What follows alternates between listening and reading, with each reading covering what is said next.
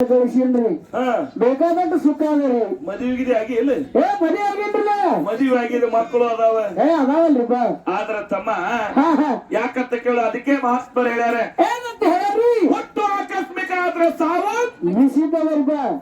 ನೋಡು, ನಾವು ಹುಡ್ತೇವೆ ಅನ್ನೋದು ನಮ್ಮ ತಾಯಿ ತಂದೆಗೆ ಸಹಿತ ಗೊತ್ತಿದ್ದಿತ್ತಿಲ್ಲ. ಹೌದಲ್ರಿಪ್ಪ, ನಾವು ಹುಟ್ಟಿವಪ್ಪ ಅಂತಂದ್ರ ನಮ್ಮ ಬೆನ್ನಿಂದ ಸಾವು ಐತೆ ಅನ್ನೋದು ನಮಗ ನಿಮಗ ಎಲ್ಲಾರಿಗೆ ಗೊತ್ತಿದ್ದ ಮಾತದ. ಅದಕ್ಕೆ ಈ ಶ್ರೇಷ್ಠವಾದ ಮಾನವ ಜನ್ಮಕ್ಕ ಬಂದು ನಾವ್ ಏನ್ ಮಾಡ್ಬೇಕಾಗ್ಯದ್ರಿ, ನೀ ಅಷ್ಟು ಗಳಿಸೀನಿ ಇಷ್ಟು ಗಳಿಸೀನಿ ಅಷ್ಟು ಸುಖ ಉಂಡಿನ ಅಂತೀಯಲ್ಲ. ಹೌದಲ್ರಿ, ಮತ್ತೆ ಇಷ್ಟೆಲ್ಲ ಗಳಿಸಬೇಕಾದ್ರ ತಮ್ಮ ಬೆಳತನ ಕಣ್ಣಿಗೆ ನಿದ್ದೆ ಮಾಡ್ಲಾರಿ ಗಳಿಸಿ ಅದು ಗೊತ್ತದೆ ನನಗೆ. ಹೌದಲ್ರಿಪ್ಪ, ಮತ್ತೆ ಇದಕ್ಕೆ ಸುಖ ಅಂತಾರೆ ಎಲ್ಲಿ ಅಂತ ಸುಖ ರೀ. ಆಯ್ತು, ಹೆಂಡತಿನ ಮಾಡ್ಕೊಂಡು ಸುಖ ಪಡ್ಕೊಂಡಿನಂತಿ.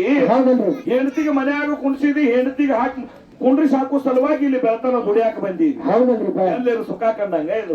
ಮತ್ತೇನ್ರಿ, ಇನ್ನ ನಿನ್ನ ಹೆಂಡತಿ ಸುಖದಾಗ ಮನೆ ಕೊಟ್ಟು ಹಿಂಗ ಹಗಲ ರಾತ್ರಿ ದುಡಿದು ಹೌದಲ್ರಿ, ಕಣ್ಣನ್ನ ನೀರು ಕಪಾಳಿಗೆ ಬಂದು ಬರೋ ತನಕ ದುಡಿದ್ರು. ಬಂದಲ್ರಿಪ್ಪ. ಅದಕ್ಕೆ ತಮ್ಮ ಎದ್ರೊಳಗೆ ಸುಖ ಐತಪ್ಪ ಅಂತ ಕೇಳಿದ್ರೆ ಈ ಶ್ರೇಷ್ಠವಾದ ಮಾನವ ಜನ್ಮಕ್ಕೆ ಬಂದು ನಾವು ನೀವು ಮೊದಲು ಅದು ತಿಳ್ಕೊಬೇಕು. ಏನಂತ ತಿಳ್ಕೊಬೇಕ್ರಿ, ಯಾಕಂತ ಕೇಳು, ಎಷ್ಟೋ ಜನ ಬಂದು ಹೋಗ್ಯಾರ ಇಲ್ಲಿ. ಬಂದ್ ಹೋಗ್ಯಾರಲ್ರಿಪ್ಪ. ಹೌದಿಲ್ಲ, ರಾಜ ಮಹಾರಾಜರೆಲ್ಲ ಬಂದ್ ಹೋಗ್ಯಾರ್ರಿ. ನಾವೇನು ಒಂದ್ 10 ಎಕರೆ ಹೊಲ ಗಳಿಸಿರಬಹುದು, ಒಂದ್ 10 ಎಕರೆ ಮನಿ ಕಟ್ಟಿರಬಹುದು. ಎಂದಕ್ಕೆ ರಾಜರು ಇಡೀ ದೇಶವನ್ನೇ ಆಳ್ಯಾರ, ಅಷ್ಟೆಲ್ಲ ಅವ್ರ ಕೈಯೊಳಗಿತ್ತು. ಹೌದಲ್ರಿಪ್ಪ, ಅಂತವ್ರು ಸಹಿತ ಹೆಂಗ ಬಂದಾರ ಹಂಗೆ ಹೋಗ್ಯಾರ. ಹೋಗ್ಯಾರಲ್ರಿ. ಹೌದಿಲ್ಲ, ಹೌದಲ್ರಿ, ಅದಕ್ಕೆ ಮಹಾತ್ಮರಂತಾರೆ, ಏನಂತಾರ್ರಿ, ರೊಕ್ಕ ರೂಪಾಯಿ ಬೆಳ್ಳಿ ಬಂಗಾರ ಆಸ್ತಿ ಅಂತಸ್ತ ಹೆಂಡ್ರು ಮಕ್ಕಳು ಬಂಧು ಬಳಗ ಇದು ಯಾವುದೂ ನಮ್ಮ ಜೊತೆಗೆ ಬರುವುದಿಲ್ಲ. ತಾಯಿ ಗರ್ಭದಿಂದ ಹೆಂಗ ನಾವು ಖುಲ್ಲಾ ಬಂದೀವಲ್ಲ, ಹೋಗುವಾಗ ಸಹಿತ ನಾವು ಏನು ಗಳಿಸಿದ್ರು ಸಹಿತ ಎಲ್ಲ ಇಲ್ಲೇ ಬಿಟ್ಟು ಹೋಗ್ಬೇಕಾಗ್ಯದ. ಅದಕ್ಕೆ ಯಾವುದೂ ನಮ್ಮ ಜೊತೆಗೆ ಬರುವುದಿಲ್ಲ ಅನ್ನೋದು ನಾವು ಮೊದಲು ತಿಳ್ಕೊಬೇಕಾಗ್ಯದ. ಸುಳ್ಳು ಮಾಡ್ತೀನಿ ಮಾಸ್ತರ್, ನಿನ್ನ ಮಾತು ಏನು ಸುಳ್ಳು ಮಾಡ್ತಿ, ಏನು ಒಯ್ದಿಲ್ಲ ಅಂತ ಹೇಳಕತ್ತೀನಿ. ನಾವು ವೈದ್ಯನಂತ ನಾ ಹೇಳಕತ್ತೀನಿ. ಸತ್ತ ಬಳಕ ಒಯ್ತ್ಯಾ? ಹೌದು, ಇದಕ್ಕೆ ಯಾರು ಒಯ್ದಾರೇನ್ರಿ, ಹಿರಿಯರ ಯಾರು? ಅವ್ರು ಒಯ್ಯಲಕ್ಕ ಬಿಡಲಕ್ಕ ಮತ್ತವ್ರ ವಿಚಾರ ನಮಗಿಲ್ಲ, ನಮ್ಮ ವಿಚಾರ ಅಷ್ಟೇ. ನಿಂದೇನು ವಿಚಾರ? ನಾವು ಒಯ್ತೀವಿ. ಸತ್ತು ಕೂಡ್ಲೆ ಒಯ್ತ್ಯಾ? ಹೌದಲ್ಲ, ನೀ ಗಳಿಸುದು ಹೌದು. ಏನು ಒಯ್ತಿ? ಬಾಳಿ ತೊಡೆಯರು ಒಯ್ತೀವಿ.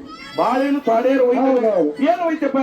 ಈಗ ನೋಡಿ ತಿಳ್ಕೊರತ್ತ, ಈಗ ನನ್ನ ಕೈಯೊಳಗ ಒಂದು ಉಂಗುರ ತಿಳ್ಕೊರಿ. ಐತಲ್ಲ, 1 ತೊಲಿ ಐತು, 60 ತೊಲಿ ಅದು ಎತ್ತರದಲ್ಲಿ ಇರ್ಲಿ, ಐತಲ್ಲ, ಅದು ಉಂಗುರ ತಿಳ್ಕೊರಿ ನೀವು. ಹೌದಲ್ಲ, ನಾಳೆ ನಾ ಸಾಯುದು, ನನಗೆ ಇವತ್ತು ಸಾಯ್ತು ನಮ್ಗೆ ಗುರುತಾಕತ್ತೆ ತಿಳ್ಕೊರಿ ನೀವು. ಅಂದ್ರೆ ಅದಾರಿ ಬಿದ್ದ ಬಳಕ ನಾಳೆ ಸಾಹಿತ್ಯ ಅನ್ನೋದು ಗುರುತಾಯ್ತಂದ್ರೆ ಇಂದಿನಟಿಗೆ ನಮ್ಮ ಮನ್ಯಾಗ ನಮ್ಮ ಮಕ್ಕಳಿಗೆ ಹೆಂಡ್ರಿಗೆ ಯಾರಿಗೆ ಹೇಳಾರ್ದ ಗಳಮ್ ಮತ್ತೆ ಉಂಗುರ್ ನುಂಗಿ ಬಿಡ್ತೀನಿ ನೋಡು, ನಮ್ ಸಂಗಟ ಹಂಗ ಬರೋದಿಲ್ಲ. ಹೆಂಗತಿಯ ಮತ್ತ ಅಂದ್ರೆ ಪಟ್ಟಣಕ್ಕೆ ಬಟ್ನಾನ ಉಂಗುರ ತೆಗೆದು ನುಂಗಿ ಬಿಡಾವ. ಹೌದಲ್ಲ, ಮತ್ತೆ ನುಂಗುದು ನಮ್ ಸಂಗಟ ಹೊಟ್ಟೆ ಹೊರ ತಗೋತಾರ ಮಕ್ಕಳು.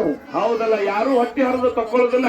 ಹಂಗ ಬರ್ತಿರ್ತಾನ ಸಂಗಟ. ನುಂಗಿರ್ತಕ್ಕಂತ 1/2 ತೊಲಿ ಬಂಗಾರ ನುಂಗುದು ಕೂಡಲೇ ನೀನು ಜೊತೆಗೇನು ಬರ್ತದೆ. ಹೌದಲ್ಲ, ಮತ್ತೆ ಯಾರು 1/2 ತೊಲಿ ಹರಿದು ನೀನು ಹೊಟ್ಟೆ ಹರಿದು ತಗೊಳ್ಳೋದಿಲ್ಲ.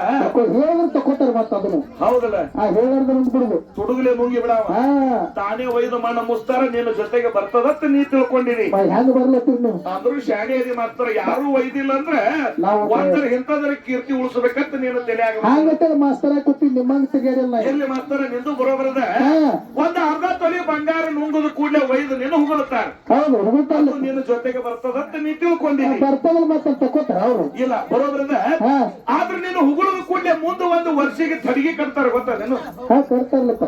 ತಡಿಗೆ ಕಟ್ಟಬೇಕಾದ್ರೆ ಸುಮ್ಮ ಮ್ಯಾಗ ಕಟ್ಟೋದಿಲ್ಲ ತಮ್ಮ. ಏನ್ ಮಾಡ್ತಾರ? ಮೊದಲು ನಿನ್ಗೆ ಎಲ್ಲಿ ಹುಗುಳಿರ್ತಾರೆ ಎಲ್ಲ ಬುರುಡಿ ಹತ್ತುತ್ತಾನ ಹಡ್ತಾರ. ಮೊದಲು ಹಾಡ್ತಾರಲ್ಲ, ಹಾಡ್ಲಾಕ ಎಂತವ್ರು ನೇತಂದು 1 4 ಆಳುಗಳು ಹೇಳಿರ್ತಾರೆ. ಎಲ್ಲಿ ಹೋದ್ರೆ ನಮ್ಮ ಜೋಡಿ ಅವನ್ ಜೋಡಿನ ಹಾಡ್ಲಾಕ, ಗೋರಿ ಹಡ್ಲಾಕ. ಹೌದಲ್ರಿ, ತಡಿಗೆ ಕಟ್ಟಬೇಕಾದ್ರೆ ಇಂತ 1 4 ಆಳು ಹೇಳ್ತಾರ ತಡಿಗೆ ಕಳಿ ಹೇಳ್ತಾರಲ್ಲ ಅಗಿಲಾಕ.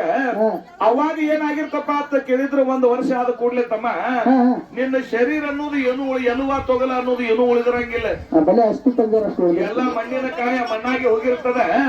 ಅಲ್ಲಿ ಏನ್ ಉಳಿದಿರ್ತದಪ್ಪ ಅಂತ ಕೇಳಿದ್ರೆ ನೀನ್ ಉಂಗಿರ್ತಕ್ಕಂತ ಬಂಗಾರ ಉಂಗುರ ಅಷ್ಟೇ ಅಲ್ಲಿ ಉಳಿದಿರ್ತದೆ. ಮತ್ತೆ ಅಲ್ಲಿ ಉಳಿತದೆ. ಅದು ಯಾರ ಕೈಗೆ ಹತ್ತಪ್ಪ ಅಂತಂದ್ರ ಆ ತಡಿಗೆ ಯಾರು ಕಟ್ತಿರ್ತಾರಲ್ಲ ಅವ್ರ ಕೈಗೆ ಆ ಬಂಗಾರ ಉಂಗುರ. ಹಾಗಿರ್ತಾರ ತಡಿ ಕಟ್ಲಿಕ್ಕೆ ಯಾರ ಕೇಳು, ನನ್ ಮಕ್ಳಿಗೆ ಹೇಳ್ತೀನಿ, ತಡಿ ಕಟ್ಟಬೇಡ್ರಿ ಮಕ್ಕಳ ಸುಟ್ಟು ಬಿಡ್ರಿ ನನ್ಗೆ ಹೇಳ್ತೀನಿ. ಹೆಂಗತಿಯ ತಡಿಗೆ ಕಟ್ರ ಆ ಬಂಗಾರ ಉಂಗುರ ಅವ್ರು ಒಯ್ತಾರ. ಸುಟ್ಟು ಬಿಡೋ ಅಂತ ಹೇಳ್ತೆ. ಬರೋಬರ ಯಾಕಂತ ಕೇಳು, ನೀ 1/2 ತೊಲಿ ಬಂಗಾರ ನುಂಗಿ ಸುಟ್ಟು ಬಿಡು ಅಂತ ಮಕ್ಕಳಿಗೆ ಹೇಳ್ತಿ. ನಿನಗೆ ಅಗ್ನಿ ಒಳಗೆ ಸುಟ್ಟು ಬಿಟ್ರಪ್ಪ ಅಂತಂದ್ರೆ ಈ ಶರೀರ ಎಲ್ಲ ಮತ್ತೆ ಪಂಚತತ್ವದಿಂದ ಹೆಂಗ್ ಹುಟ್ಟ್ಯದಲ್ಲ ಹಂಗ ಒಮ್ಮೆ ಎಲ್ಲ ಬೂದಿಯಾಗಿ ಹೋಗ್ತದ. ಬೂದಿ ಆಗ್ತದ. ಆದ್ರ ಬಂಗಾರ ಬೂದಿ ಆಗುದಿಲ್ಲ ತಮ್ಮ. ಎಷ್ಟು ಸುಟ್ರು ಸಹಿತ ಮತ್ತ ಬಂಗಾರ ಆಗಿ ಉಳಿದ. ಅದು ಸುಡಂಗಿಲ್ಲ ನನ್ನ ಸಂಗಟ. ಅದು ಸಹಿತ 3 ದಿನಕ್ಕೆ ಮನ ಬೆಳೆಯತ್ನಾಗ ಅದು ಇನ್ನೊಬ್ಬರ ಕೈಗೆ ಹತ್ತುದಿ. ಮಾಸ್ತರ್ ನಮ್ಮ ಸಂಗಟ ನನ್ನ ಬಳಿಗೆ ಮುದ್ದಾಂ ಹೋತನ್ನ ಯಾಕಂದ್ರೆ ಈಗ ಹೇಳಿಲ್ಲ ನನಗೆ ನಮಗ್ ಗುರ್ತ ಇದೆ ಈಗ. ಅದಕ್ಕೆ ತಮ್ಮ ಏನಾಗ್ಯದ್ರಿ ನೀ ನುಂಗಿರ್ತಕ್ಕಂತ ಬಂಗಾರ ಉಂಗ್ರ ಮಣ್ಣು ಕೊಟ್ಟರು ಸಹಿತ ನೀನು ಜೊತೆಗೆ ಬರುದಿಲ್ಲ, ಇನ್ನೊಬ್ಬರ ಕೈಗೆ ಹತ್ತದೆ. ನಿನ್ನ ಅಗ್ನಿದೊಳಗೆ ಸುಟ್ಟರು ಸಹಿತ ಅದು ಇನ್ನೊಬ್ಬರ ಕೈಗೆ ಹತ್ತದೆ ವಿನಃ ಜಗತ್ತಿನೊಳಗೆ ಯಾರು ಹೆಂಗ ಬಂದಾರ ಹಂಗೆ ಹೋಗ್ಯಾರ ವಿನಃ ಇಲ್ಲಿ ಗಳಿಸಿರ್ತಕ್ಕಂಥದ್ದು ಜೊತೆಗೆ ಯಾರು ಒಯ್ದಿಲ್ಲ, ಒಯ್ದು ಇಲ್ಲ. ಒಯ್ಬೇಕಾದ್ರೆ ಏನ್ ಮಾಡ್ಬೇಕು, ಒಯ್ಯಾಕು ಬರ್ತದ, ಇಲ್ಲ ಅನ್ನೋದಿಲ್ಲ. ಅದಕ್ಕೆ ನಾನೇ ಹುಷಾರತ್ನ ಮೊದಲೇ ಹೇಳಿದ್ದೀನಿ.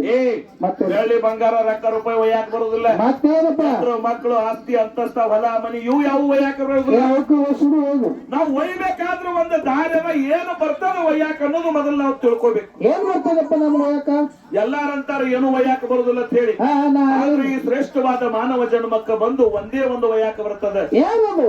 ನಾವು ಮಾಡಿರ್ತಕ್ಕಂತ ಕರ್ಮ ಒಂದೇ ನಮ್ಮ ಜೊತೆಗೆ ಬರ್ತದೆ. ಏನು ನಾವು ಮಾಡ್ತಕ್ಕಂತ ಕರ್ಮ ಪುಣ್ಯ ಅಥವಾ ಪಾಪ? ನಾವು ಪುಣ್ಯ ಮಾಡಿದ್ರೆ ಪುಣ್ಯ ನಮ್ಮ ಜೊತೆಗೆ ಬರ್ತದೆ, ಪಾಪ ಮಾಡಿದ್ರೆ ಪಾಪ ನಮ್ಮ ಜೊತೆಗೆ ಬರ್ತದೆ. ಇವತ್ತಿನ ದಿವಸ ಯಾರು ತಿಳ್ಕೊಂಡಾರ?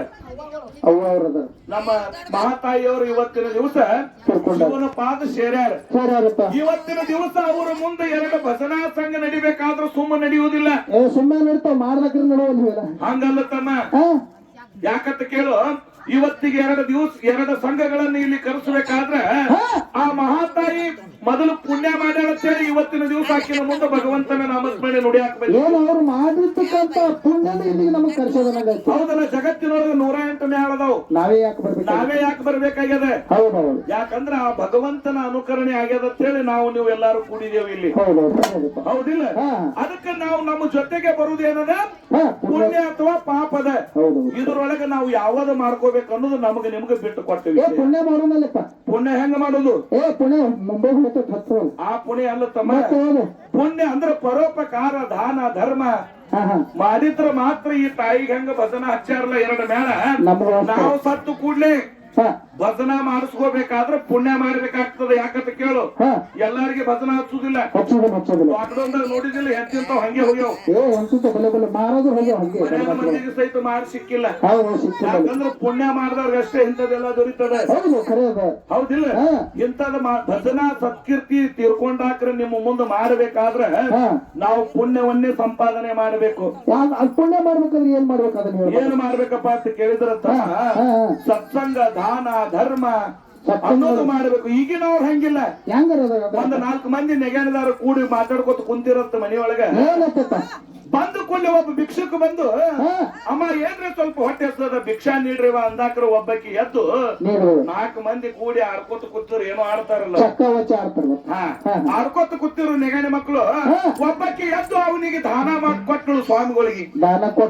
ದಾನ ಕೊಟ್ಲು. ಅವಾಗ ಸ್ವಾಮಿಗಳು ಅಂದ್ರು 4 ಮಂದಿ ಕೂತಿರಿ, ಒಬ್ಬಕಿನೇ ನಿಡ್ಯಾಳ, ಇದ್ದಂತದ್ದು ನೀಡ್ರಿವ ಅಂದಾಕರ ಅವ್ರು ಏನ್ ಅನ್ಬೇಕು? ಸ್ವಾಮಿ ಮುಂದೆ ಹೋಗು, ನಾವೇನು ಬ್ಯಾರೆ ಎಲ್ಲಾ ಕೂಡಿ ಅದೇವ್ ವಿನ ಅಂದ್ರ. ಅವಾಗ ಸ್ವಾಮಿ ಇಷ್ಟ ಅಂದ ಕೂಡ್ಲೆ ಹೋದಪ್ಪ. ಮುಂದೆ ಅದೇ ಸ್ವಾಮಿ ಏನ್ ಮಾಡ್ದಪ್ಪ? ಮುಂದೆ ಬೀರುಣಿಗೆ ಹೋಳಿಗೆ ಹಂಚ್ತಾರ, ಗೊತ್ತದಿಲ್ಲ ನಿಮ್ ಕಡೆ ಹಂಚ್ತಾರಲ್ಲ. ಬೀರುಣಿಗೆ ಹೋಳಿಗೆ ತಗೊಂಡ ಸ್ವಾಮಿ ಹಂಚಲಾಕ ಮನೆಗೆ ಬಂದಾಕ್ರೆ ಒಂದು ಬೀರುಣಿ ಹೋಳಿಗೆ ಕೊಟ್ಟಿವ. ಅವಾಗ ಇವ್ರೇ 4 ಮಂದಿ ಏನ್ ಅನ್ಬೇಕು? ಸ್ವಾಮಿ ನಿನ್ನ ಕಣ್ಣಾಗ ಮಣ್ಣಿಗೆ ಬಿದ್ದದೇನು? ಆಕಿಗೆ ಒಬ್ಬಕಿಗೆ ಕೊಟ್ಟು ಹೋಗಿದಿ, ನಾವು ಬ್ಯಾರೆ ಆಗಿ 1 ವರ್ಷ ಆಯ್ತು, ನಮ್ಗೆ ಎಲ್ಲಾರಿಗೆ ಹೋಳಿಗೆ ಕೊಡೋಲ್ಲ ಅಂತ ಹೇಳಿ ಹಿಂಗ ಮಾಡಿದ್ರು. ಎಂದೋ ತಮ್ಮ ಪುಣ್ಯ ಕೊಡುದಾದ್ರೆ ಮನಸ್ಸು ಒಪ್ಪುದಿಲ್ಲ. ಬರ್ತಿತ್ತಪ್ಪ ಅಂತಂದ್ರೆ ನಾವು ಬ್ಯಾರೆ ಆಗಿವಂತೀವಿ. ಅದಕ್ಕೆ ಹಿಂಗ ಮಾಡಿದ್ರೆ ನಾವು ಎಂದಿಗೂ ಭಗವಂತ ಮೆಚ್ಚುವುದಿಲ್ಲ.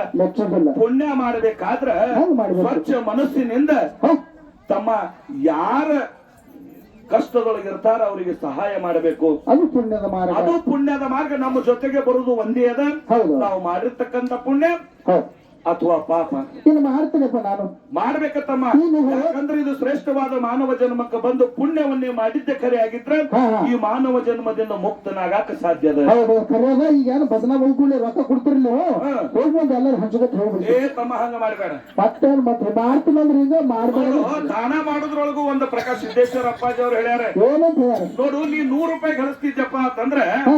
ಅದ್ರ 10ನೇ ಪಾಲ್ ಅಷ್ಟೇ ದಾನ ಮಾಡು. ಎಷ್ಟು? ಏನೋ 100 ರೂಪಾಯಿ ಗಳಿಸ್ತೀನಂದ್ರೆ 10ನೇ ಪಾಲ ಅಂದ್ರೆ 10 100 ರೂಪಾಯಿ. ರೂಪಾಯಿ ಗಳಿಸಿದ್ರೆ 10 ರೂಪಾಯಿ ಮಾಡು. 10 ರೂಪಾಯಿ ಮಾಡು. ಅದನ್ನು ನಿನ್ನ ಪ್ರಪಂಚಕ್ಕೆ 100 ರೂಪಾಯಿದೊಳಗೆ ಬಹಳ ಹೆಚ್ಚಾಗ್ತಿತ್ತಪ್ಪ ಅಂತಂದ್ರೆ ಹಾ ಹಾ 20ನೇ ಪಾಲು ಮಾಡು, 5 ರೂಪಾಯಿ ಮಾಡು. 5 ರೂಪಾಯಿ ಮಾಡು. ಆದ್ರೆ ನೀ ಬಾಡಿಗೆ ಮನಿಯೊಳಗೆ ಇರುವಷ್ಟು ದಾನ ಮಾಡ್ಬೇಡ ಅಂತಾರ ಅವ್ರು. ಕರೆಯದ ಹೌದು. ಯಾಕಂದ್ರೆ ನಿನ್ನ ಉಪಜೀವನಕ್ಕೆ ಎಷ್ಟು ಹತ್ತದಷ್ಟು ಇಟ್ಕೊಂಡು ಹೌದು ದಾನ ಮಾಡು. ಅದ್ರ ಒಳಗೆ ಬಡಬಗ್ಗರಿಗೆ ದೀನ ದಲಿತರಿಗೆ ದಾನ ನನ್ನ ಮಾಡ. ಉಪಜೀವನಕ್ಕೆ ಭಾಳ ಆಗ್ತದೆ. ಏನೋ ಕಾರ್ ಗಾಡಿ ತಗೋಬೇಕು ಅನ್ನೋದು ಮನಸ್ಸಿನಾಗ ಅದು. ಯಪ್ಪ ಅದ ಹೇಳಕತ್ತಿಲ್ಲ, ಎದ್ರೊಳಗೆ ಸುಖ ಐತೆ ಅನ್ನೋದು ಮೊದಲು ತಿಳ್ಕೊ. ಯಾವ್ದ್ರೊಳಗೆ ಅದು ತಿಳಿವಲ್ದು ನಮಗ.